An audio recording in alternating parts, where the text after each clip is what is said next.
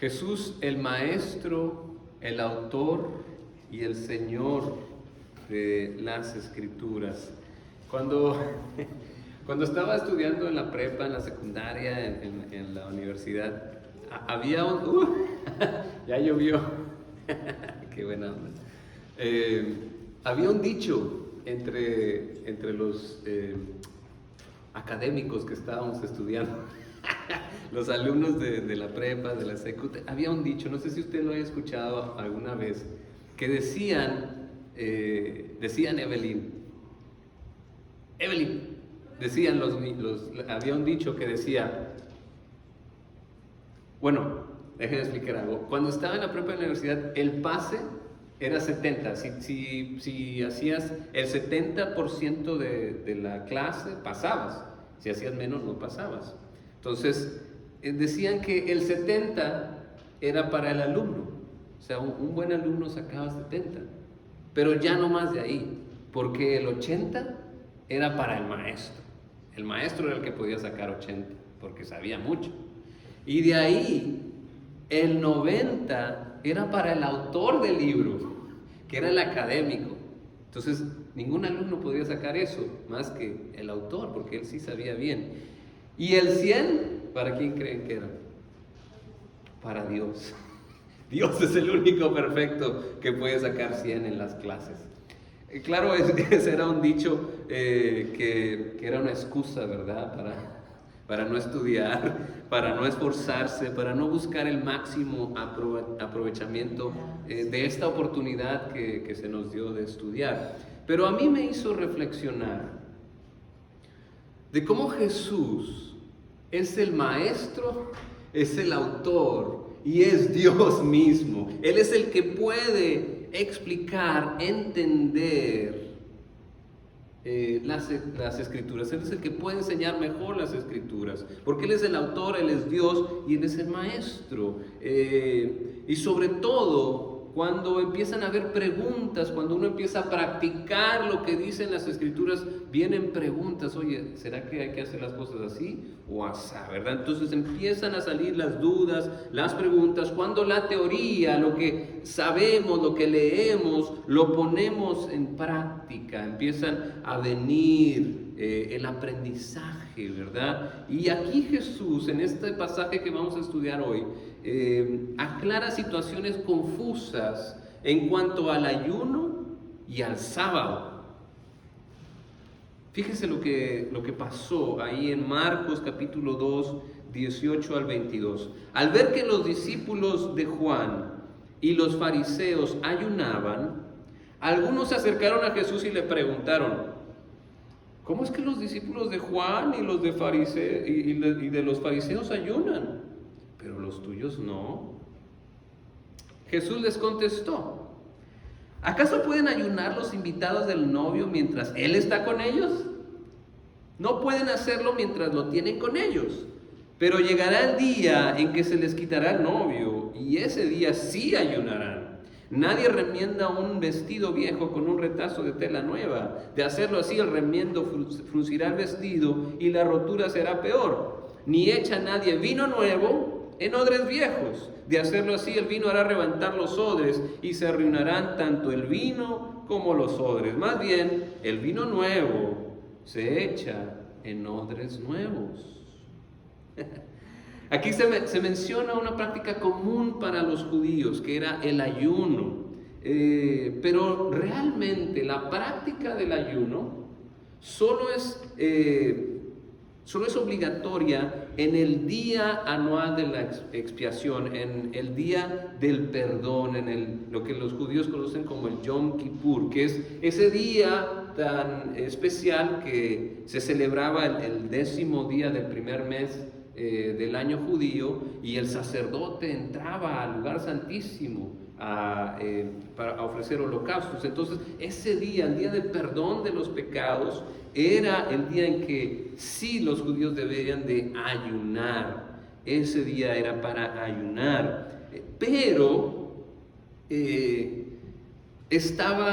los judíos empezaron a añadir otros, porque sí hay otros motivos en la Biblia que se ve que la gente ayuna, pero son motivos específicos, no era algo así de la vida diaria. Pero ahora los religiosos judíos añadieron más ayunos.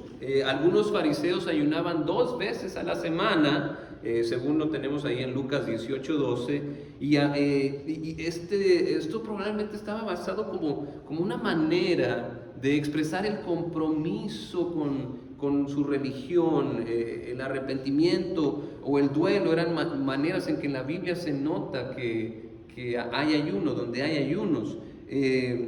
Pero a Jesús le preguntaron, ¿por qué los discípulos de Juan y los fariseos ayunan y los tuyos no? Jesús contesta a la pregunta con otra pregunta, como buen maestro, ¿verdad? Pero él mismo la responde. Dice, ¿acaso pueden ayunar los invitados del novio mientras él está con ellos? No pueden hacerlo mientras lo tienen con ellos, pero llegará el día en que se les quitará el novio y ese día sí ayunarán. Para las personas que estaban escuchando esto, era algo claro, era algo que fácilmente se podía entender. Para nuestro contexto, no, yo no entiendo eso. ¿De qué está hablando Jesús? ¿Qué? O sea, la boda es, el sábado pasado tuvimos una boda y no entiendo cuál es la conexión con el ayuno. Por eso tenemos que entender que cuando los judíos hablan de boda, es una semana de celebración. Una semana de celebración, y en ese tiempo, al contrario que el Yom Kippur, que el día de la expiación, que el día del perdón, estaba prohibido ayunar, hacer duelo y hacer labores pesadas. Entonces la gente podía entender, entiendo ahora sí lo que dice Jesús. O sea, está diciendo, no vas a ayunar cuando hay una boda. ¿Por qué? Y esto me pone a pensar que para los judíos el gozo era importante, la alegría, la celebración era algo muy importante, tanto así que aunque la ley dijera, no se iba a hacer si había una boda. Pero bueno, la diferencia aquí es que los discípulos de Jesús no son iguales que los discípulos de Juan, ni que los fariseos. Son diferentes. Jesús no es un profeta, nada más. Jesús no es un otro maestro.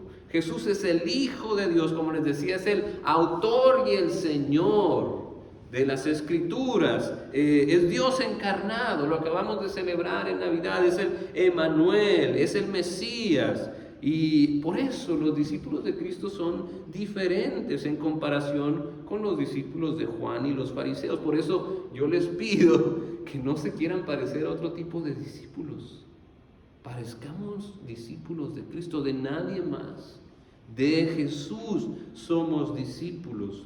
Y aquí Jesús lo que está aclarando es el momento apropiado de ayunar.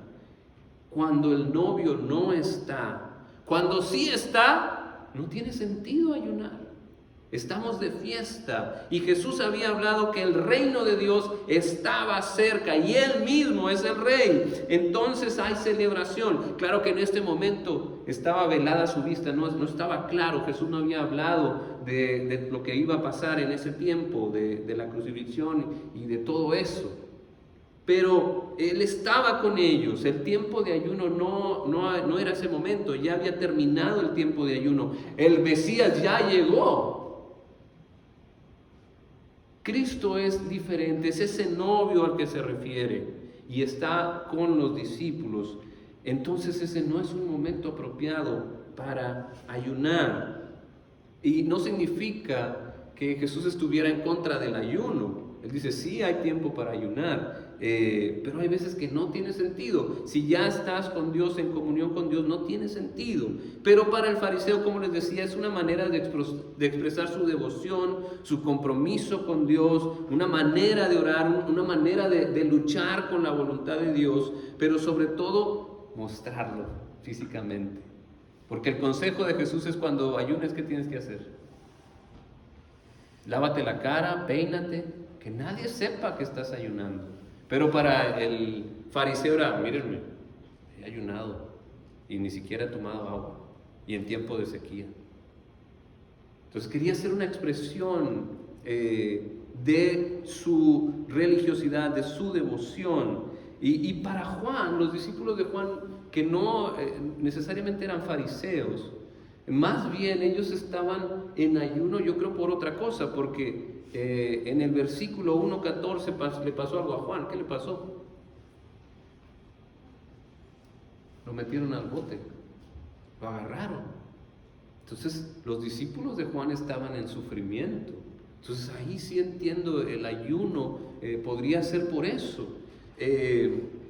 Pero y también para Jesús, dice, pero va a haber un día en que sí van a ayunar. Y muchos piensan que ese día al que se refiere es en la crucifixión. En ese tiempo de expiación es cuando es apropiado el ayuno. Se conecta con el duelo, con la aflicción, con el arrepentimiento. Cuando se está buscando la redención es cuando conectas el ayuno. Y por eso los discípulos de Cristo son diferentes, porque saben cuándo el ayuno es apropiado y cuándo no. Cuando Jesús no esté, es cuando hay que ayunar. Y para mí yo lo leo así. Cuando Jesús no está parte de tu vida, cuando tú no lo sientes, no escuchas su consejo, no sientes su presencia, ahí sí yo diría, ponte a ayunar, vamos a ayunar. Porque si no está ahí, entonces el novio no está contigo. Entonces es momento de ayunar. Cuando estás experimentando una pérdida, un dolor, una prueba, ahí sí es apropiado ayunar. Ayuna. Busca al Señor, busca la redención, busca su palabra, busca su consejo, busca su presencia.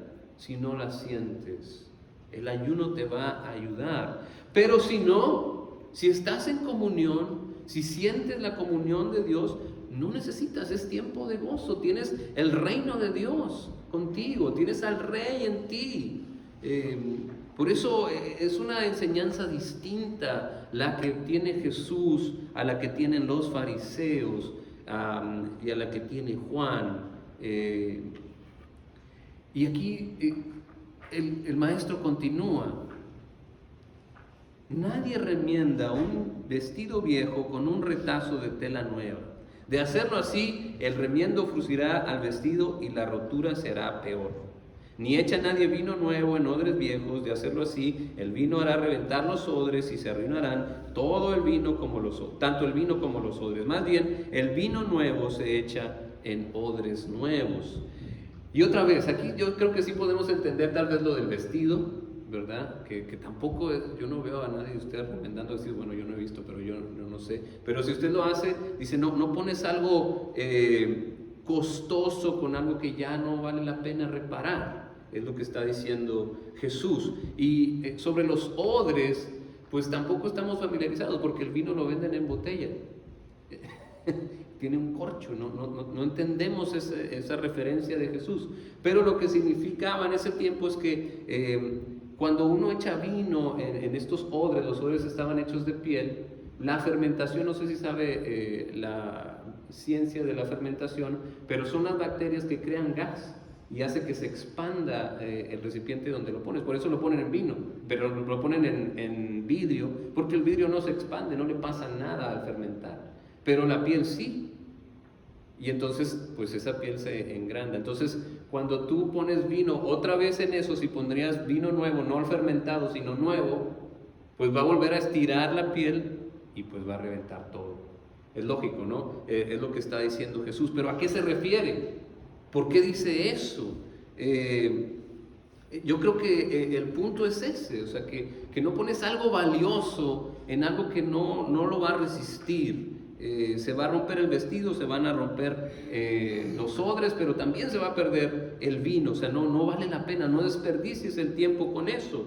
Y él está, yo creo, comparando a los discípulos de Juan y los fariseos, y representan eso, una manera de pensar ya estirada.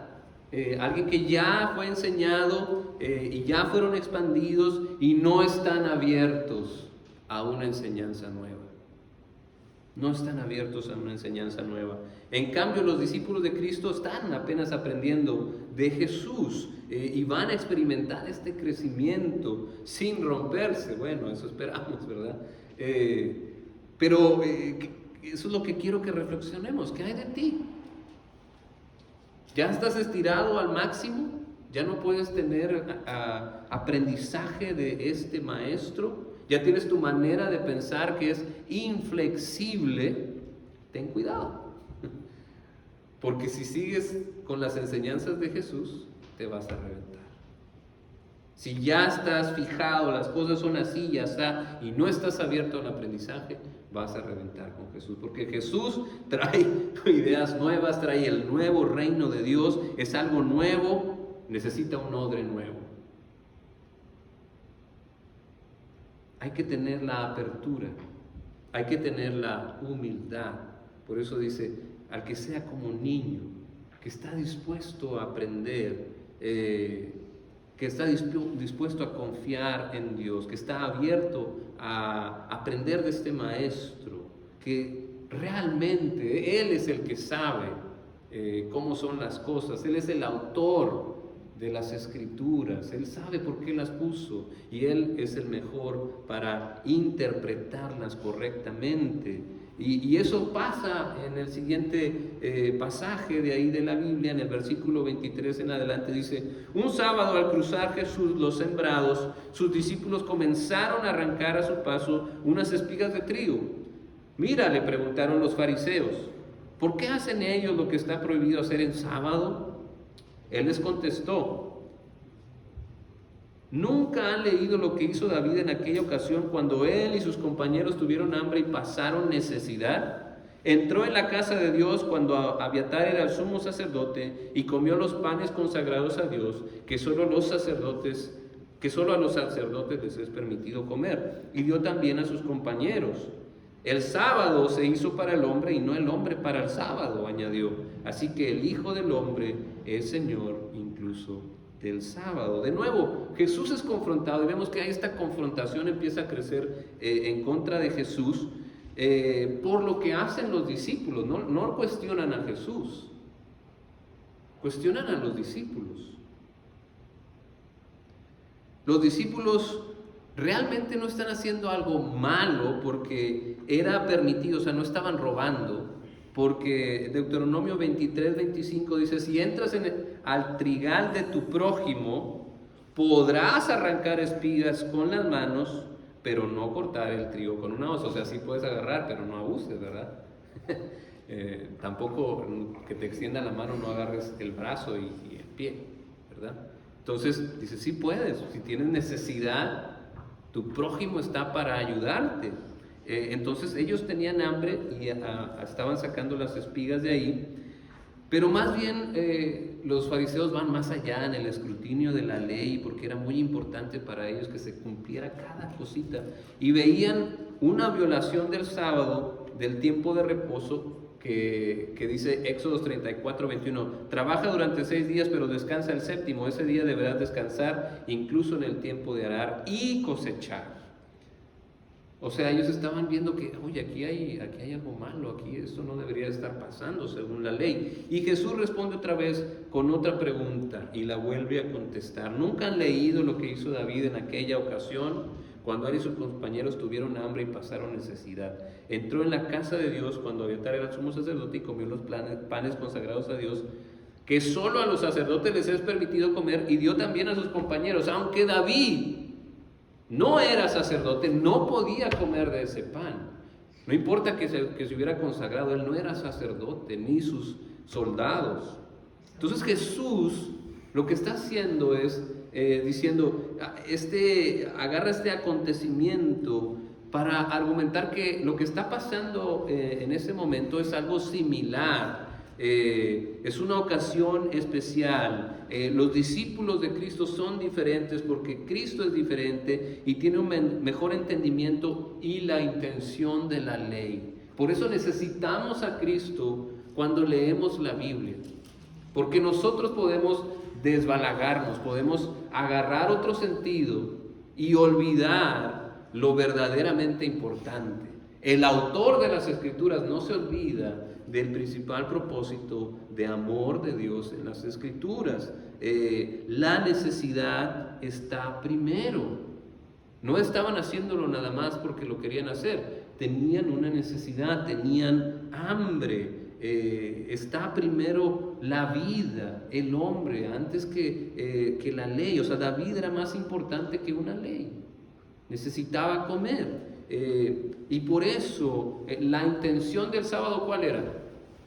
El sábado no era nada más para que no tienes que hacer nada y ya. No, el sábado se hizo, la intención del sábado es darle descanso a la persona, porque en ese tiempo los esclavos, ¿cuál era el día de descanso? ¿Martes? ¿Lunes? ¿Cuál es el día de descanso para un esclavo? No hay. No hay. Entonces, la intención del sábado no es nada más que no hagas nada. La intención es dar un descanso, es un beneficio para la persona, para el ser humano, no una carga. Es un descanso para el trabajador, pero los fariseos lo estaban convirtiendo en una carga, en esclavitud. El sábado se hizo para el hombre y no el hombre para el sábado.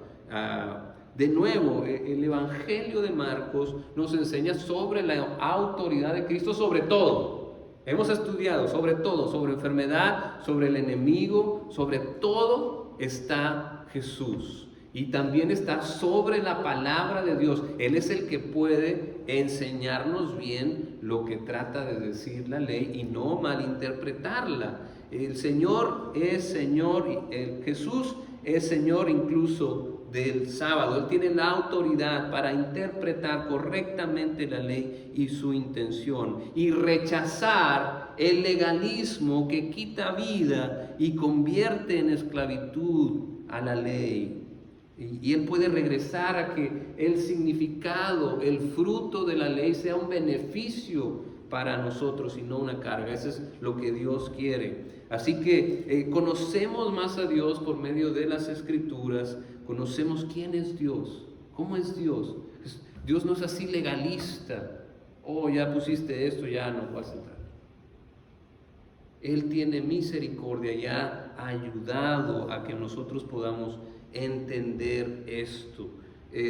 Tenemos que acercarnos al Maestro, al Autor, al Señor, para poder entender las Escrituras. Y tenemos esta alegría de tener a Dios cerca. El Rey está con nosotros, el reino de Dios está cerca. Pero si así no es para ti, entonces ayuna, búscalo. Porque Él se va a dejar encontrar si tú lo buscas, si tú regresas, si tú te arrepientes. El Señor está a la mano. Acércate ahorita. Dios está ahí y tiene poder para cambiar, para restituir. Ese es el Dios en el que creemos, el que busca la justicia y la paz, alguien que busca nuestro bienestar. El bienestar viene de la justicia y de la paz que Dios da. Dios no busca nuestra esclavitud, nuestra opresión, sino busca guiarnos en un mejor camino, en un camino de bendición, en un camino diferente, en un camino nuevo, para el cual necesitamos estar dispuestos a aprender, porque su camino es nuevo. Nosotros también tenemos que tener la apertura, porque Cristo es diferente, sus discípulos son diferentes. Amén. Amén. Voy a tener un canto de respuesta para que usted medite en lo que el Señor le está pidiendo. No sé qué el Señor te esté diciendo, pero toma este momento como un tiempo de oración para responderle a Dios, para buscar su rostro, escuchar su voz.